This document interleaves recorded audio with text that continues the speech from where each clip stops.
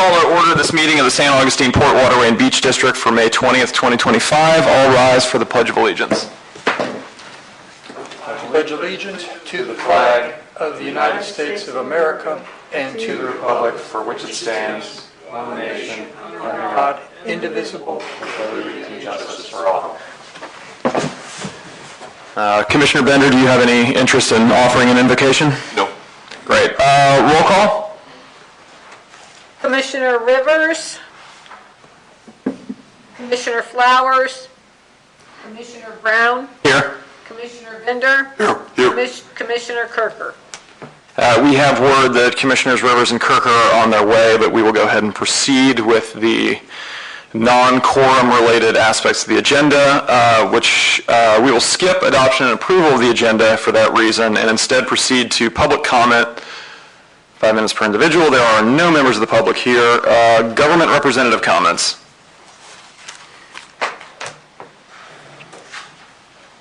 You go first.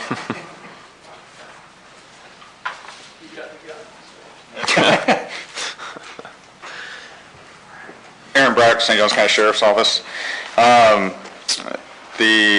will say, as far as the start off with derelicts, FWC, they're not here today, but I think he's walking to the door right now. Okay, so he may have something to say about it. I'll let him talk about it, but they did an operations with their derelict vessel crew, had numerous. Mr. Miller, welcome. You want to talk about the derelict? He has to sign in first. Yeah.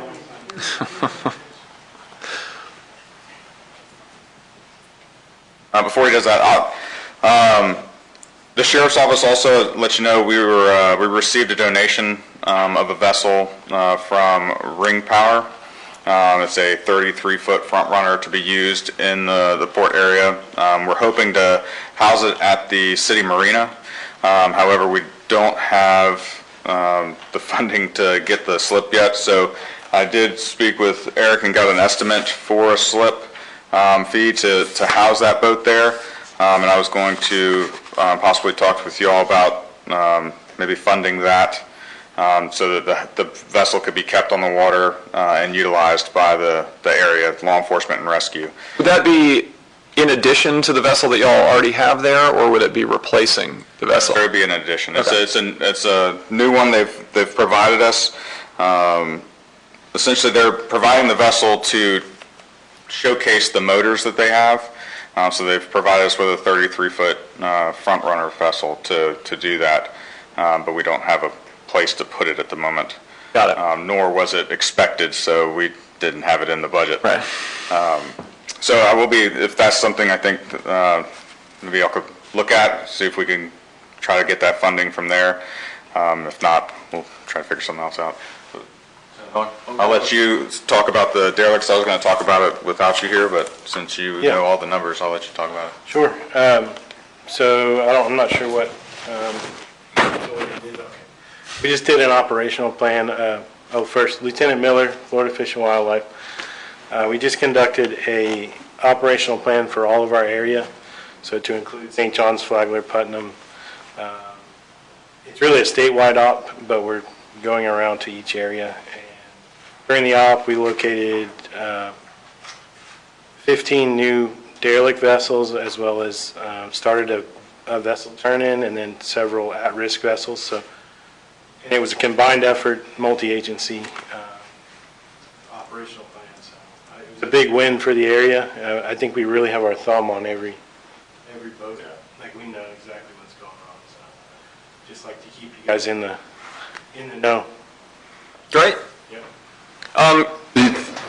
Go ahead.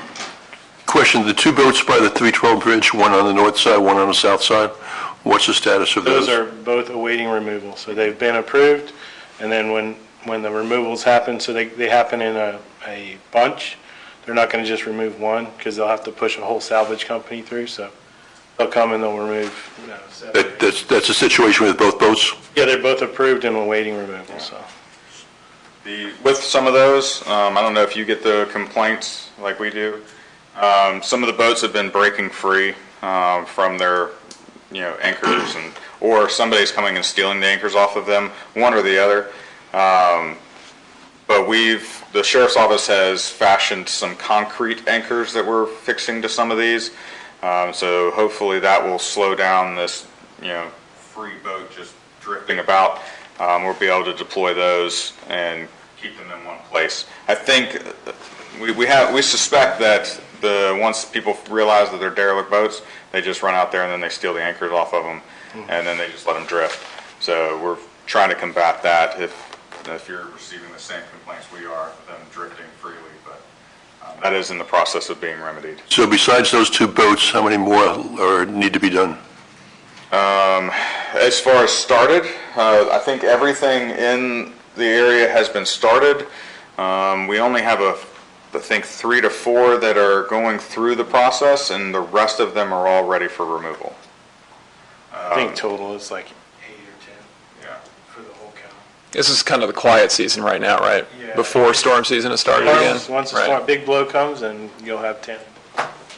Right. Would you expect to need more money in our budget next year for derelict boats based on what you're seeing? I haven't seen a huge uptick.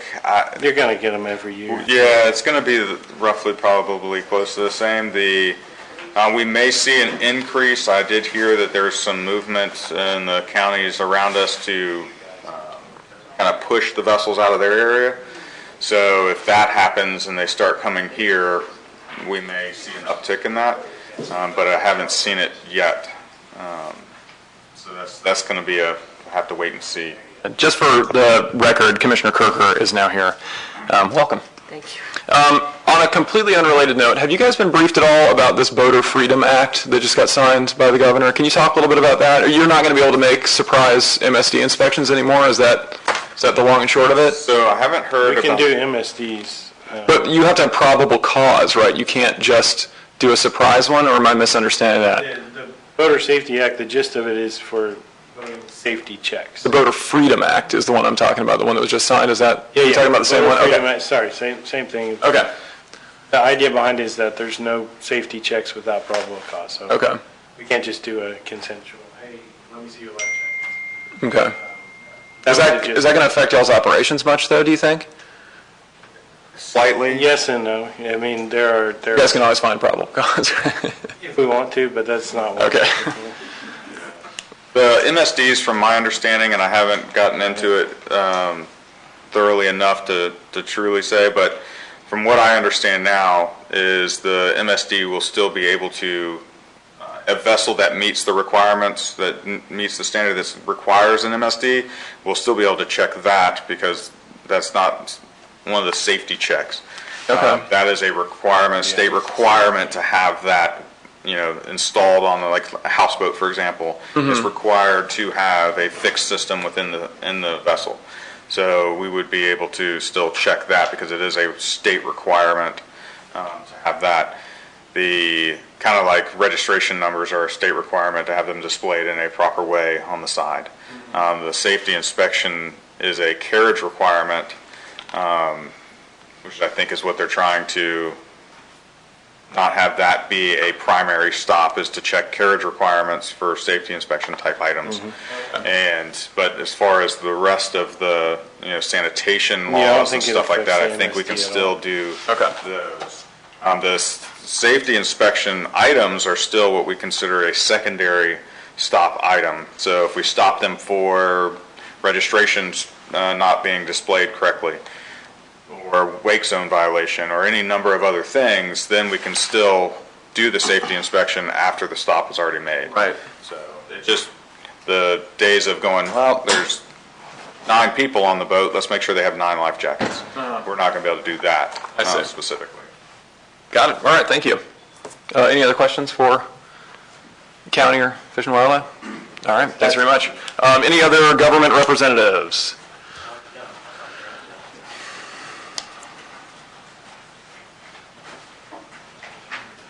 Good afternoon, Commissioners. Corey Seckert with the City of St. Augustine. Forgive me, but all I have is my email here. I can speak to a little bit more about the derelict vessels. We have a project that's going to be kicking off in the first 2 weeks of June.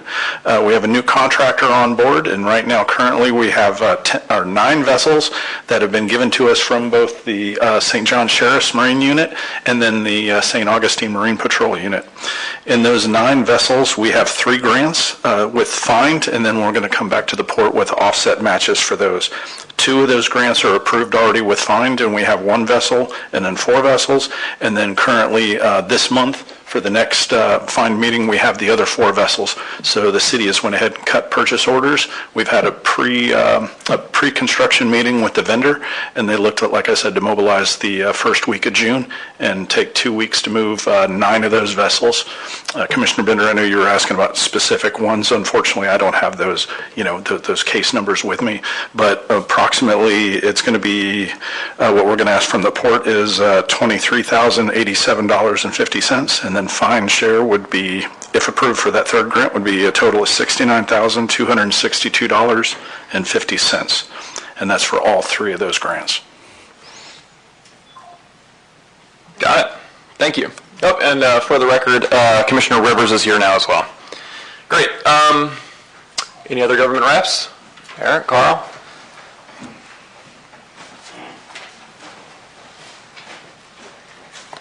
Thank you, Mr. Chairman. Carl Blow, Florida Inland Navigation District. Just wanted to stop by and just to follow up on what Corey was telling you. That 3rd grant is on our consent agenda for our meeting this coming Friday.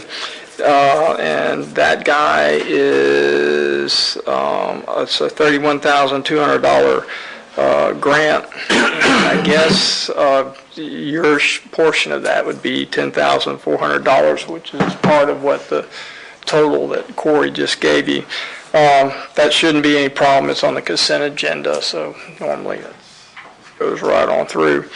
Other than that, I just wanted to update you on fine waterways assistance program grants. That's the one we have on an annual basis.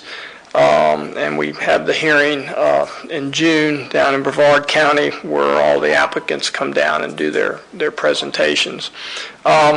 What we have this year, what we've received is 76 grant applications totaling a little over $39 million.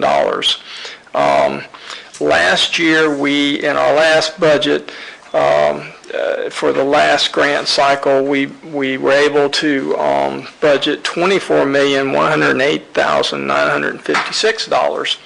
So it's going to be competitive this year. Now, of those 76 grants, there's usually some that have to drop out because they don't have their permits in time. But at any rate, it's looking pretty competitive. What's coming from, quote, St. Johns County, which includes the city, is the county's coming in requesting a dredging grant or a grant for dredging at the Doug Crane boat ramp. It's a $250,000 grant for a total cost of $500,000, and they anticipate dredging approximately 2,800 to 3,000 cubic yards. The other one from the county is Riverdale Boat Ramp, which is over on the river. It's a project they've been working on for a parking lot actually they bought a piece of property adjacent to the boat ramp, and this is for overflow parking. And and this would be a construction grant that's $250,000 for the grant, total cost $500,000. So those are the 2 from the county, which you guys, my understanding, have no participation in. The next one is the Eddie Vickers Park Kayak Dock, which is down there, in Lincolnville on the very end. That is they're coming to find requesting a $95,000 grant to construct the dock, which is about 118 feet, and then it also has a floating dock as part of it. The total cost of that project is about $350,000, and I think that includes a lot of upland improvements, parking and so forth. And the local match is coming from the Lincolnville CRA, the Community Redevelopment Act, I guess. So so anyway, that's coming from the city. We have another one coming from the city for a new fireboat, and they're asking fine for $125,000, and the total cost of that boat is $500,000, and so the balance would be, they hope to obtain a federal grant, a law enforcement type grant from the federal government to make up the difference. And then the last one, which you guys have participation in, is the Salt Run dredging, which is a $300,000 grant, and you guys have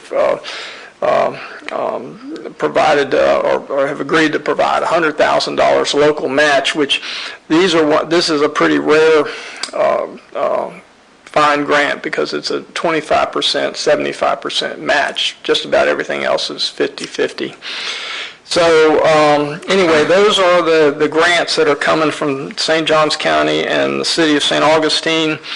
You add them all up, and basically there's a request of $1,020,000 from fine for these projects, and their total value is like $2.25 million. Last year, or what I believe we'll have available, let me back up, is the way this grant program works is of the 12 counties, there's a maximum allocation each year, and it's based on a percentage of the gross tax revenue from each county. And I think probably for our county, it's going to be a little over $1 million, maybe 1.1. So if all these guys score high enough, it's conceivable we might be able to fund all of them, but we'll just have to see.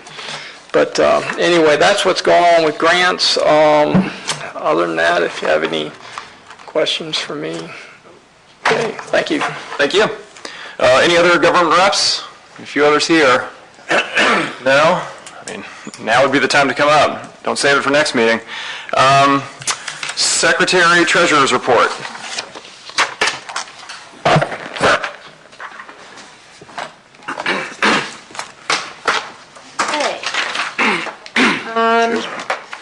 For the city police law enforcement overtime, of the $10,000 we committed, we have spent $557. Of the sheriff's department overtime, of the $25,000, $12,280 was spent. The fire department, $665 was spent of the $10,000 that was budgeted.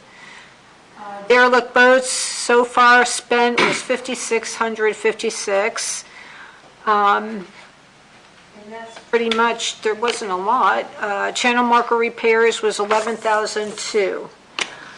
In the Florida State Board of Administration, there is $26,617. In the operating account, we have $757,005. In the money market account, we have $1,328,000. And in the reserve, which is also the same account as the money market account, $500,000. For the taxes budgeted for 24-25, we budgeted $930,766. The taxes received to date is $875,495, and we're expecting another $55,000. Now, we just got in $51,000 of the, just a couple of weeks ago. So we're getting our money, contrary to popular belief. We are getting our funds. Great. Any questions on that?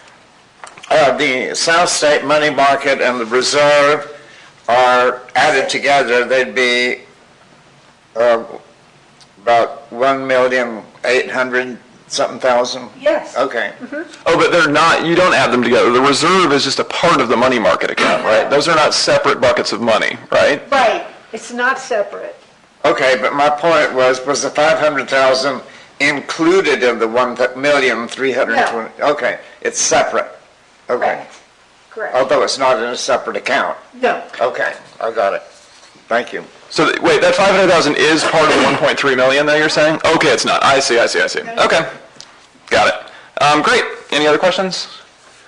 No? Good. We have approval of minutes from the April 15th, 2025 meeting. Any? Chairman, did you want approval to of circle back and minutes. do the agenda adoption? Oh, sure, yeah, let's circle back and, to 5 for adoption and approval of agenda. Does anybody have any modifications to the agenda as written? Commissioner Flowers is not here, so I don't believe we need to do old business A. I would move that we adopt the agenda, as written with the modification that we no longer have, old business A, discussion of Tortuga Park.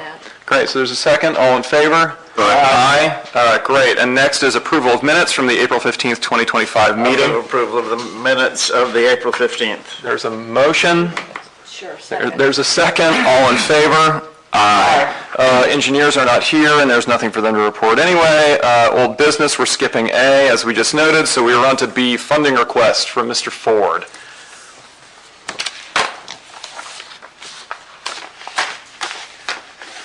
Good afternoon, Tim Ford, 99 Dolphin Drive. I was here the last meeting in regards to the boat basin dredging that we were getting, trying to get a coordination on doing the new project that we had done 20 years ago, just short of 20 years ago. And we had had a proposal from Taylor Engineering, and I think it was included in my package, stating that they would categorically do A to Z for the coordination and the prep and the permitting and the supervision, design work, and all the rest. We were hoping that the Commission would revisit what they had done previously for us 19 years, 20 years ago, and help us do the seed money for this project. The way it worked, the city had funded it the last time and then had us each individually, there's 24 lots, each individually pay over that period of time. But in order to jumpstart it and bring it to the people in the basin to show them categorically what would be done, how it would be supervised, and what it would cost them, throughout the term of the condition that the city would work with us on, we had to have something solid to present to them. And that's how we were able to cross that hurdle the last time with, obviously, there's some people that like it, some people that don't, typical thing. But to the benefit of the community, it was a lifesaver. That thing was a mud pit, really, 20 years ago.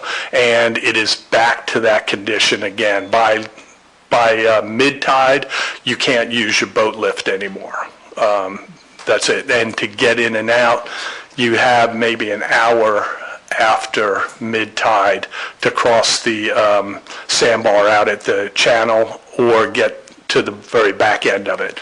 So we were hoping that the commission would consider funding that source for us in order for us to get everything that we needed to present to the neighbors, and to be able to get an exact price from the contractor too. And Because can it you has remind all us, design work. can you just quickly remind us, sorry, how much you're specifically asking for? I think it was around 37 and change, 37,000 and change. The time we had done it previously, and I don't know why, but it was way more expensive. And we didn't get near the amount of stuff that they're doing now. They're doing all the samples, the testing of the material, submitting it to the labs to verify it for the disposal sites that require it. You have to have that done. They're doing a full criteria on design. They are going to administer or supervise help supervise the bidding process to make sure everybody is on board, like apples and apples kind of thing. And then doing the survey inspection during that period of time. So they actually added a considerable amount of stuff that we didn't have last time, and it was almost a third cheaper. So who sees that anymore these days? Yeah, so. Got it. Well, is there any discussion? Yeah. Commissioner Benner? Yeah, I have a few, I won't say concerns, thoughts on the matter. One, why are you the applicant and not the city of St. Augustine? Because the city hasn't taken over it, we've got to do this and present it to, And my question really is, because you're asking for the money, but it's going to be No, it's not basically... coming to us. It would go It's going straight to Taylor. to Taylor. But then what guarantee is there that once Taylor has it and they've done the study, you guys are going to proceed and actually dredge everything out? Or is it just, we're hoping that We that we'll have, proceed? the way the situation had worked previously, there was 24 lots. You had to have 70% of the people in that number to agree to do it and take on the burden of the financial aspect of it. And you don't have that now? We do. You do have But, it? Okay. But here's the thing, the other 30% may not want to do it, but because it's a benefit to the whole community and everything else, that they had to participate in it at that point in time. Right, because the city imposes an assessment essentially, right? And so it was suggested that we take the lead position in it, we being me, and there's a couple other people on the basin that help to, I'm trying to circle up as much information with the contractor, with the disposal people, with all these other things to lessen the burden on the day-to-day stuff that the city has to do to where we can hand it off to them. We already have, out of those 24, the last 24 that participated, there are 17 new people. And they bought there in hopes of having access to the water. And that was, the whole thing.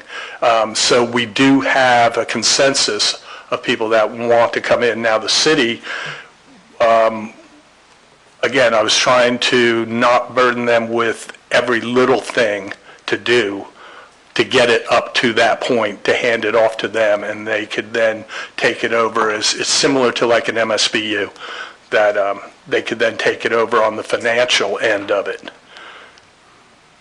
Well, I'm a little But in confused the though. application, Go ahead. in the application itself, the project director is represented from the city. Yes. And by another concern, thought, Taylor Engineering is our engineers. How do we keep arm's length from Taylor, since they're the district's engineer, and we're giving money to an entity that's going to turn around to give it to our engineer? I talked to Jim about that, actually, Jim Marino, a few days ago, asking him what he thought, and he told me he could not tell me what he thought because that would be an obvious conflict of interest. What he wants for Taylor is for us to pay this money to them to do this work, but because he is also our engineer, that's a bit of a conflict for him, so he declined to weigh in one way or the other. I don't understand if you have... They were the engineer of the first project. Oh, yeah, and sure, I wasn't on the board of the first project. Yeah. If you have the numbers within your community, why are you not already just putting together the assessment from the city? Why are we being asked to pay for this initial tranche if you've already got enough agreement within the people within your community that they're going to buy in no matter what? We have an agreement in theory. Okay. What had happened was, if we can't give them definitive numbers for cost, the actual scope of work and who would supervise, this is the thing, everybody's like this, well, who's going to look at it, who's going to make sure that the engineering's done right, the disposal is done correctly, all the rest. You'd have 24 people, all with different thoughts and concepts going, and it's like herding cats, essentially.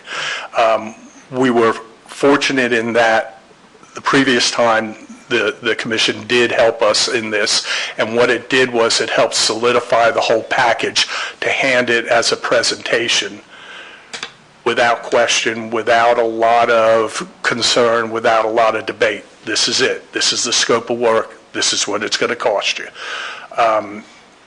We had some discussion on it a year and a half ago, and it blew up because it wasn't definitive like that, and everybody was kind of guessing at stuff. When you mentioned the community, is that the general community at large or the 24 homeowners? It's the 24 homeowners who obviously are directly impacted by it. Again, it's a unique situation in that we don't own the seawalls that are on our property, although we maintain them. We don't control the traffic coming in there, although it's nice to see the kayak tours come through there. And the boating people, there's a lot of people that come through. During flounder season, it looks like Christmas out there in the middle of the night, you know. Kind of the root of my question. There is some general public benefit. A bunch, yeah. Dredging this basin. Yes. It's not just for the boat owners. Yeah, it gets a little hectic sometimes, but yes. But it's not a problem. I mean, nobody takes it as a problem. And it's not a long-term thing. People come in, they'll fish for an hour, 30 minutes, that kind of thing. Kayaks, they come in, they go out. Yeah. So it's not like people are posted up there with houseboats spending the weekend. Kind of stuff, yeah. Mr. Chair, if I could, if it's going to be the will of the commission to approve this, if someone would read in the specific number of the request so that that is clear what it's being voted upon. However, if it's the will of the commission to vote it down and not approve this, we would not need the specific number in the minutes. But if it's going to be approved, we would want to make sure the specific number is being discussed. Yeah, Mr. Ford, do you have that information in front of you? I can pull it up on my phone if not. Yeah, it is $37,535, the proposal from Taylor. Good. Is there any other discussion on this issue? On this request, rather? Where is the material to be dredged? Where is the sandbar? The sandbar, that's a unique situation because the sandbar is actually in the channel. And I don't know if you remember the last time we had done that, and Mr. Dixon had hit it with his sailboat when we had come in, and he was discussing the fact that he hit the sandbar with his sailboat when he thought he was in the channel. So the sandbar is in the channel. Then there's a void area, or I don't know what you would call it, from the backside of the sandbar to the what would equal the entrance of the basin. And that's kind of, that was always considered Port and Water's actual responsibility there because it's outside the basin and out of the main channel, but in the navigable channel of the city area. And is that what we paid to dredge a couple years ago? That area, we paid, what, 80 grand or something to dredge that 2 years ago, I want to say? 3 years ago? Yeah, thank you. 24, yeah, I think it was. Mm-hmm. Is that part of the bottomland that is owned by the city? Yes. So what are the options now? So, I think where I'm seeing it, we have two ways to do it, either not fund it or to fund it. right, I think that's exactly right. If we don't fund it, then you're going to have to continue trying to herd cats, I guess. It would be difficult. It will be difficult. Even impossible. Right, well, yeah, never say never. I think, Nick, I share your concerns that this feels a little loose and also feels maybe like it's too much to the benefit of private property owners rather than the public at large. I'm waiting to hear motions, though, one way or the other. Again, I would feel more comfortable considering it if the city of St. Augustine was the applicant and not a private individual on behalf of himself and the 24 homeowners affected. Right. And also, I would like our attorney to weigh in on the arm's length between Taylor being our district engineer and then they're also getting money for a project that they would be the engineers assigned. There's no issue with them getting money because they are an independent entity. They're not wholly employed by the port. There is obviously a concern that they can't give independent judgment on whether this would be good or bad for the port to do. As Chairman Brown indicated, they can't give us input on, yeah, this is a good idea, this is a bad idea, here are the drawbacks, here are the pluses. But there is no inherent illegality with funding this if that is the will of the commission. I recognize that if we provided the money to either the city or to a private individual, who they hire is their business. But if we had some concerns, we could not raise that with our district engineer. We'd have to bring in a third-party engineering firm to do that evaluation. Yes, sir. I mean, in theory, both parties could waive the conflict of interest and say, Taylor, we're okay with you serving two masters. But given their initial response to Chairman Brown, I don't know that Taylor would agree to do that, even if both sides agreed to it. So if you did proceed down this path, it would be with the knowledge that if an issue did arise, you would most likely be in the position of having to hire a third-party engineering firm to get involved in any dispute that did arise. And besides Mr. Ford, is there any reluctance on the city of St. Augustine to be the applicant?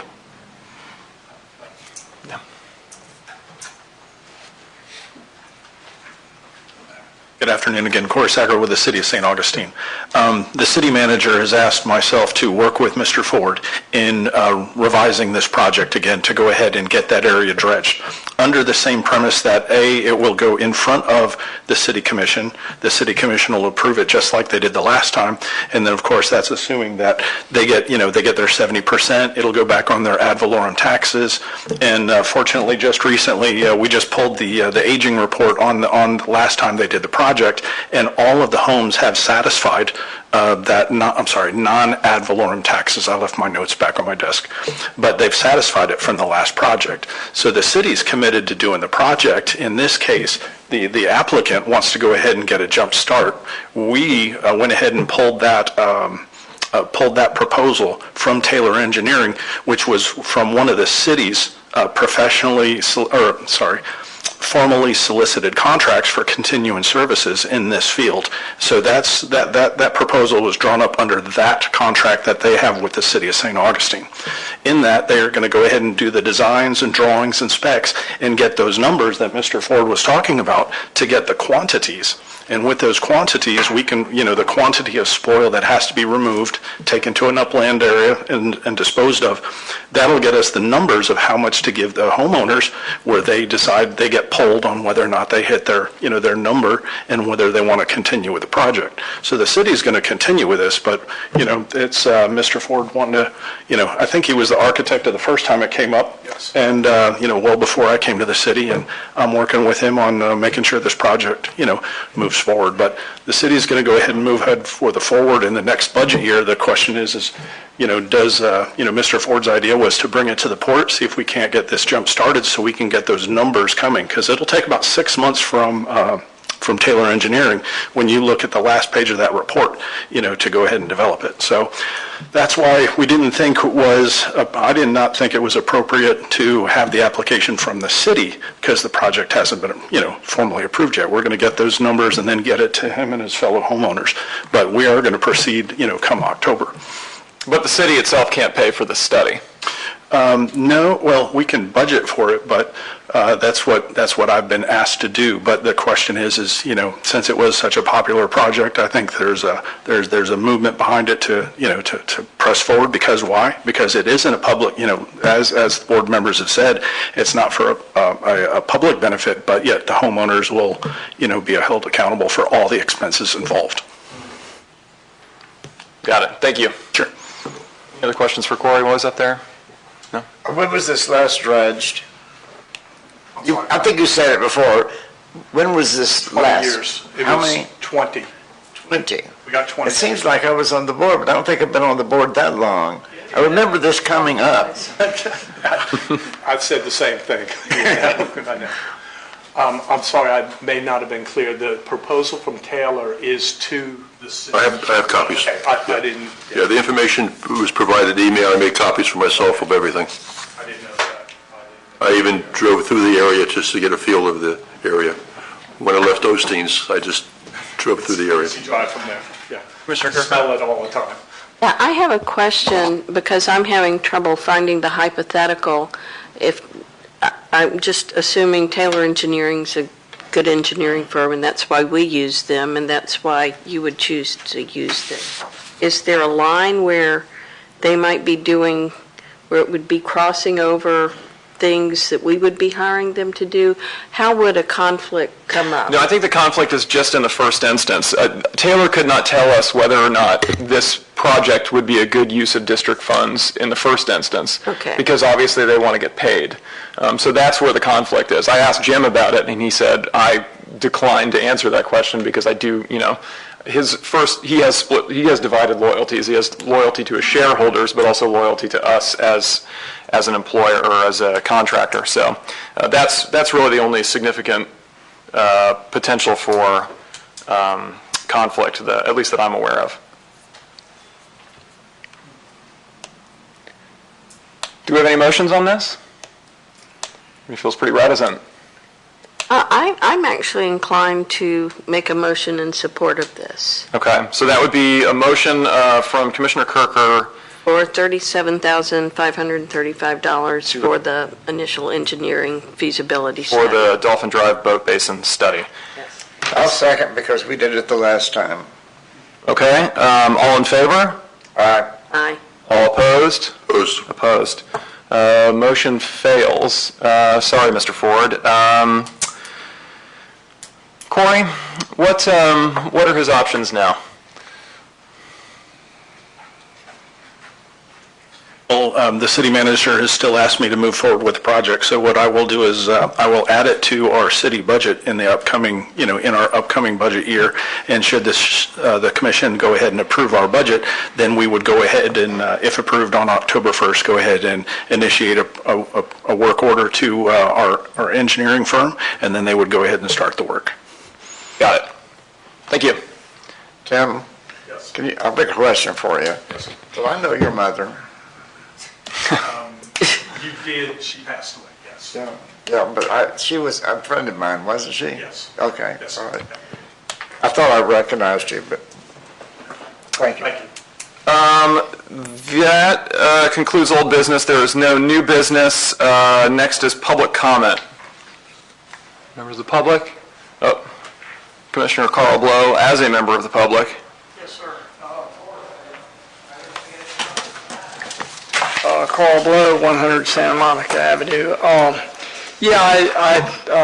hate to stick my nose in this, but this situation that Mr. Ford's discussing is pretty standard throughout the state. We have a lot of, like Treasure Beach is, well, I shouldn't use that because the county actually owns those canals down there, and the county is obligated to maintain those canals. But a lot of places, one that comes to mind is Isle of Palms up in Jack's Beach area. They have the same system whereby there's a special assessment spread over 20 years in order to maintain those canals. At Fine, we have this issue come up to us a lot, and the debate is, our policy right now is, unless there's some sort of public upland access, then we decline to fund it under our grant program. But the other side of the debate is the impact on property values. In other words, as Mr. Ford says, if it's navigable water and it's waterfront, it has a lot more value than if it silts in and you can't access it with a boat. So our debate that we've had at Fine over up and down the East Coast is, well, wait a minute, why shouldn't we fund these? Because basically it has a positive impact on the tax base, and therefore we will get more tax dollars because the property's worth more. If we don't fund it, then the tax value of the properties will decline, and therefore our tax revenue will also decline. And then there's always the debate that, okay, these guys are paying taxes to us, in our case to Fine, in your case to you.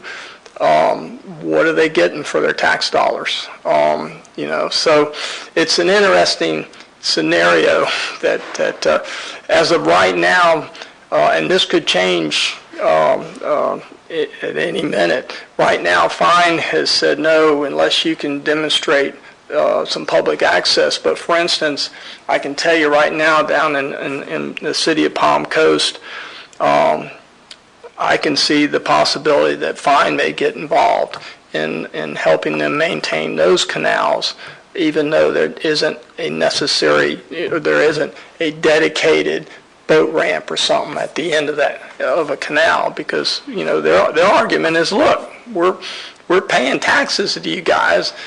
You maintain the waterway, but, what about these other issues? So anyway, I just thought I'd pass that on, because if it was me, I'd support the project, but anyway, thank you for your time. Thank you, Commissioner Blau. Sorry. Yeah, go ahead. Just one thing, possibly I didn't know if this would help the situation or not, but Commissioner, if the city was the applicant, would that be a situation that would make you more comfortable with moving forward with this? Because I was asked to be the applicant. I thought the city was going to be, but a matter of fact, I think my first application that came in was with the city as the applicant, and I was asked to flip that.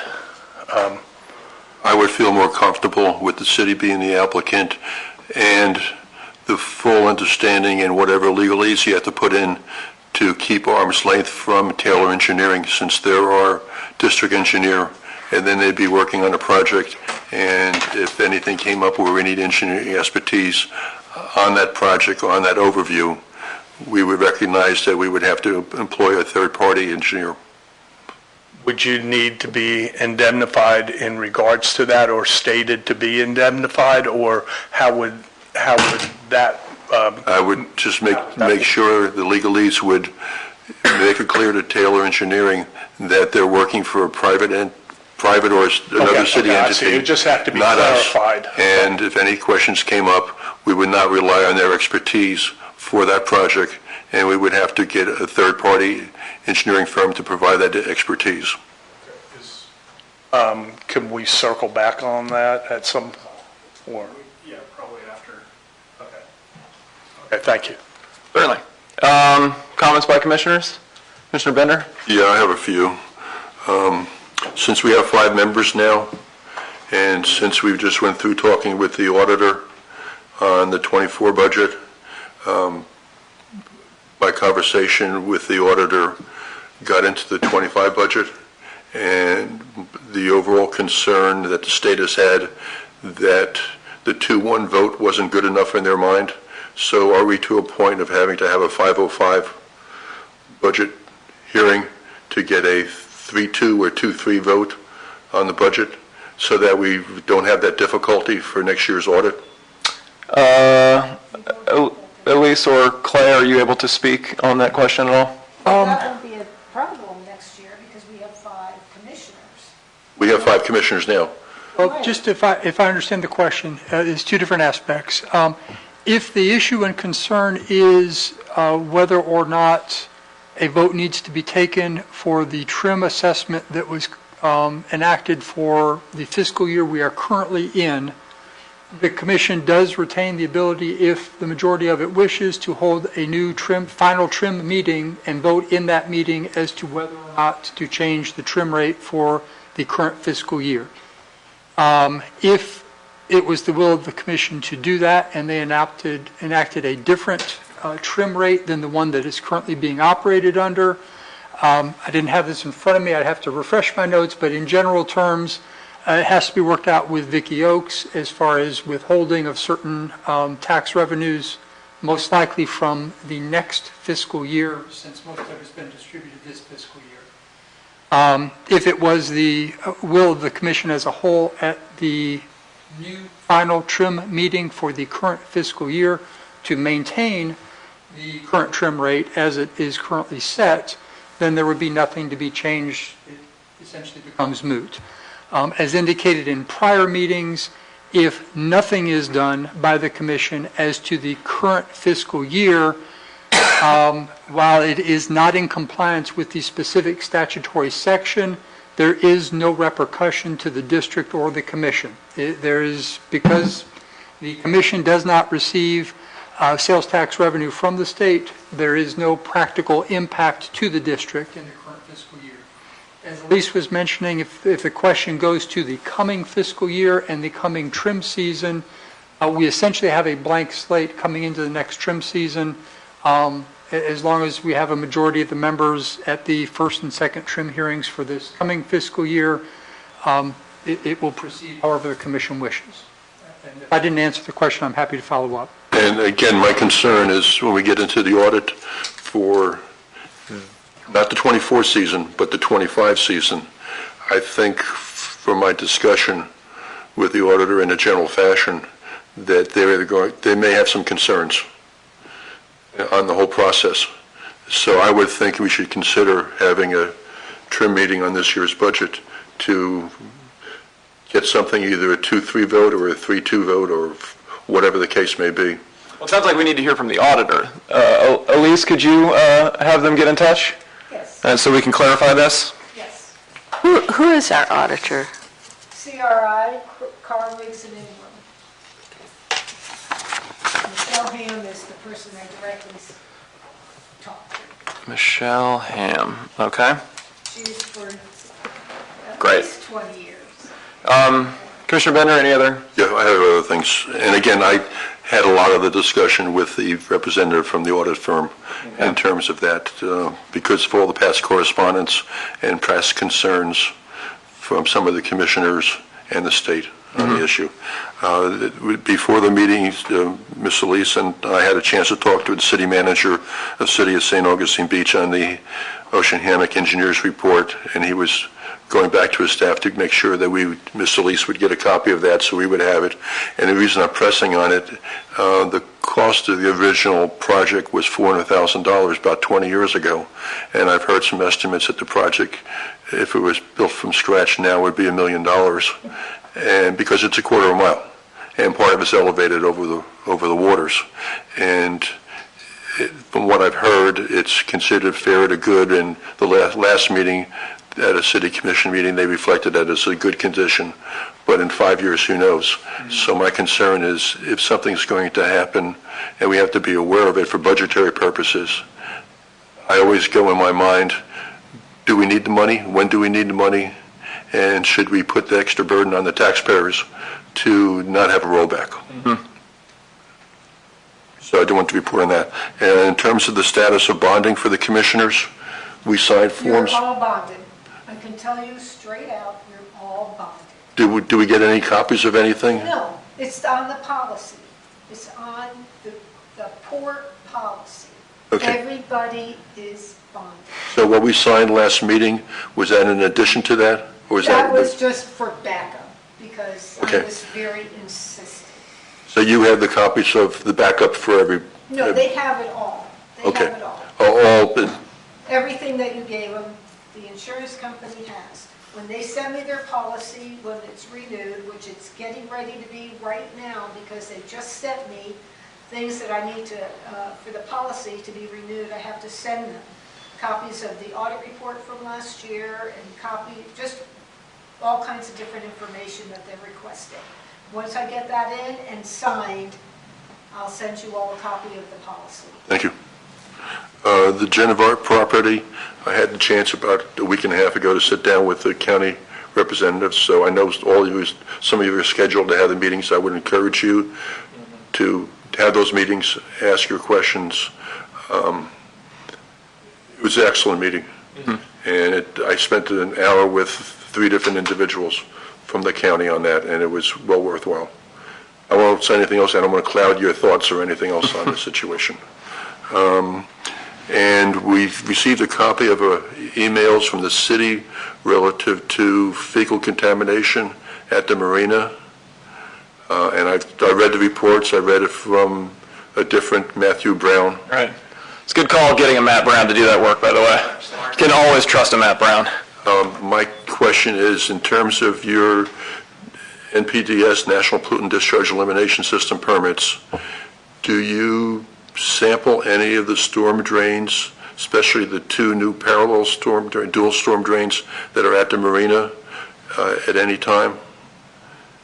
And I'm going back into my history of where I was employed for over 30 years. Eric Malden, Arbor City, St. Augustine. The marina does not. That I would have to check with Public Works and their environmental department. And they do testing periodically around the waterways. We take them out. I have to see the exact samples, as I don't have.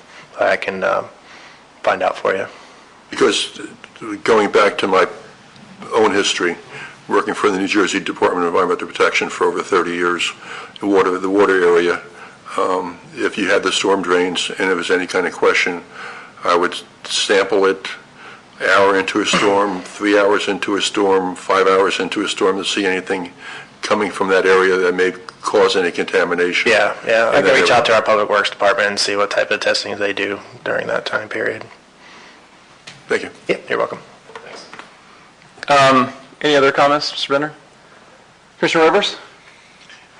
Well, I too had my meeting actually on the Geneva property this morning, or early this afternoon. And it was very informative, to see what they're doing, to see the plans. And I think Commissioner Kirker was going tomorrow or the next day. Yes. Have you been? I have, yeah. Okay. Well, anyway, I found it very informative. Also, to see the property from inside, because I even work at Riverside Center, which is adjacent to the Geneva property. And every time I come into the office or go out, I see only what's going on the outside, which is basically nothing. Mm-hmm. So it's all internal, but it was very informative, and I appreciate that Nathan and Tim met with me today.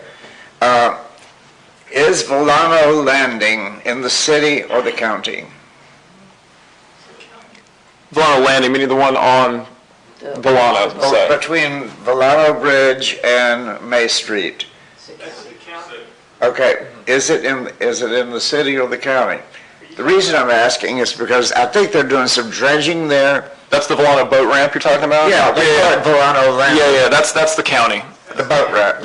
Yeah. Parks and Rec is doing that dredging. I'm sorry? I think Parks and Rec is doing that dredging. Nathan Otter could actually tell you all about it, who you just met with. Who? Nate Otter at Parks and Rec at the county. Well, I did talk to him today about it too. I just wondered if there was any more information about it. Nothing off the top of my head. We can ask him for an update, though. All We right. maybe should. That's all I have. Okay. Commissioner Kirker? I was only going to report that I'm meeting with Mr. Otter tomorrow. Great. I think you will find it a delightful meeting.